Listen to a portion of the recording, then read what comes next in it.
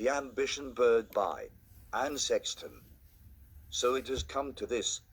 Insomnia at 3:15 a.m., the clock tolling its engine.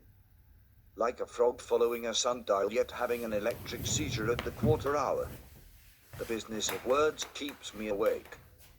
I am drinking cocoa, the warm brown mama. I would like a simple life, yet all night I am laying poems away in a long box. It is my immortality box, my layaway plan, my coffin. All night dark things flopping in my heart. Each an ambition bird. The bird wants to be dropped from a high place like Tallahatchie Bridge. He wants to light a kitchen match and immolate himself. He wants to fly into the hand of Michelangelo and come out painted on a ceiling. He wants to pierce the hornet's nest and come out with a long godhead. He wants to take bread and wine and bring forth a man happily floating in the Caribbean. He wants to be pressed out like a key so he can unlock the Magi. He wants to take leave among strangers, passing out bits of his heart like hors d'oeuvres. He wants to die changing his clothes and bolt for the sun like a diamond. He wants, I want. Dear God, wouldn't it be good enough just to drink cocoa? I must get a new bird and a new immortality box. There is folly enough inside this one. Poetry project, The Ambition Bird. The poem, The Ambition Bird, by Anne Sexton documents and describes the self-reflective and introspective thoughts of an unnamed speaker who is taking a cocoa break after tirelessly working all night on a piece of writing of some sort which they continue to work on even as doing so has caused them to grow lethargic and peaked. The poem depicts the thoughts of the speaker using the tones, lyrical, bitter, and pessimistic.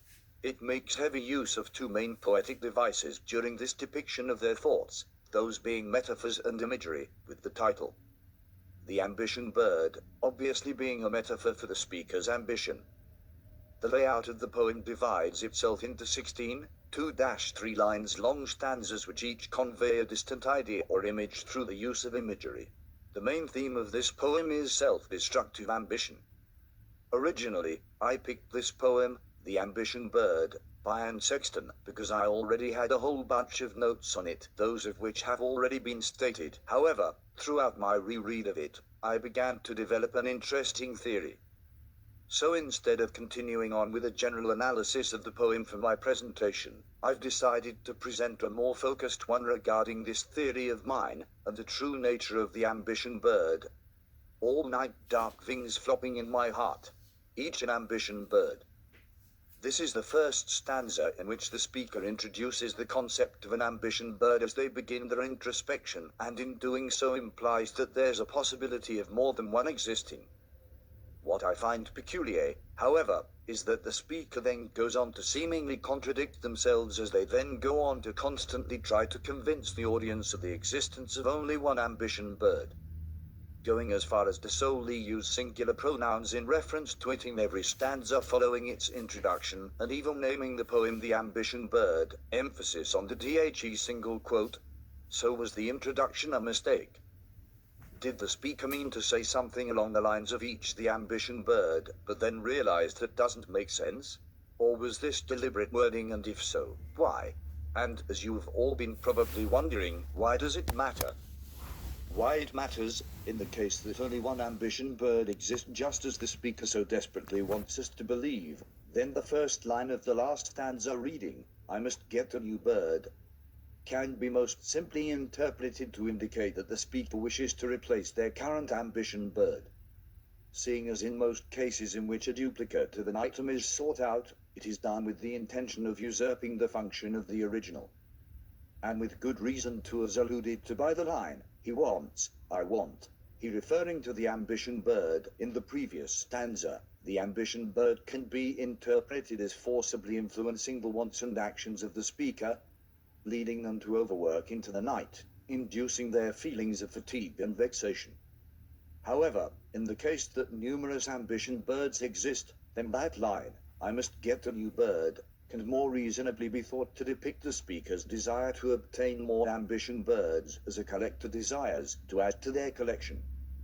Under this understanding of the poem, one inquiry may come to mind. So if multiple ambition birds exist, Why the distinction between an ambition bird as mentioned in the concept's introduction and the ambition bird as mentioned in the rest of the poem and even the title?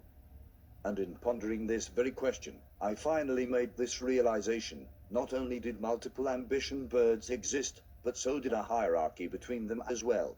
As not only did the ambition bird get more screen time, for lack of a better word, in their only appearance in the stanza reading, "All night dark things flopping in my heart." Each an ambition bird, an ambition bird are described as flopping in the speaker's heart as if it were a baby bird that had yet to mature. In addition, the fact that creative literature is often depicted as being born from or an extension of one's heart and or soul has lent me to the understanding that these lesser ambition birds are stand-ins for the drive, or ambition if you will, behind every new writing piece made by the author. Furthermore, if these lesser ambition birds are the extension of the speaker's soul which is translated into the medium of their writing, then it stands to reason that the greater ambition bird, the one referred to in the title, of which is made clear to be one of a kind, is the speaker's soul itself. He wants, I want. The line in which they realized that they wanted to take leave among strangers, passing out bits of his heart like hors d'oeuvres. Realized that they wanted to light a kitchen match and immolate themselves. Realized that she and Sexton wanted to be distinguished and remembered as a great poet, even if she had to stay up to 3:15 a.m. to write her silly poems, even if she had to give away pieces of her soul with each one, and even if her ambitions were naive and grandiose and unrealistic.